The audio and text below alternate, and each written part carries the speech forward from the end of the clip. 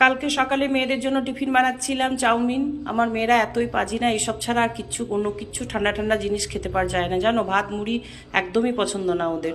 তারপরে দেখো বিথি কাটছে তরমুজ আর আমার জন্য পেঁপে। তারপর মেয়েদেরকে খেতে দিয়ে আমি চলে গেলাম বিছানা টিছানাগুলো পরিষ্কার করতে। বিছানা পরিষ্কার করলাম, অনেকগুলো জামা কাপড় ছিল সেগুলো সব পাট করলাম। তারপরে গীতা দিয়ে এসে সব ঝাড়াঝুড়ি শুরু করলো। আর এরকম বোজোর খাবারটা বেরোলো ভেট লাস্টের দিকে, বোঝো এটাই খেতো দেখে এত মন খারাপ হয়ে গেল কি বলবো। তারপরে দেখো ঝেড়ে কত আরশোলা বেরিয়েছে, কত নোংরা যে জমেছিল, সব গীতা দিয়ে পরিষ্কার করলো। তারপর দেখছি দুজনে মিলে চুপি চুপি কি আলোচনা করছে। তো আমি ক্যামেরাটা নিয়ে গিয়ে বলছি, তোমরা কি আমার নিন্দে করছো? শুনে হেসে হেসে ঘোরাঘুরি যাচ্ছে। তারপরে দেখো দুপুরে রান্না হয়েছিল ছোট বড়ি ভাজা, বিউলির ডাল, তারপরে তোমার আলু ঝিঙে পোস্ত, মাছ, এসব রান্না হয়েছিল, কচুর শাকও হয়েছিল।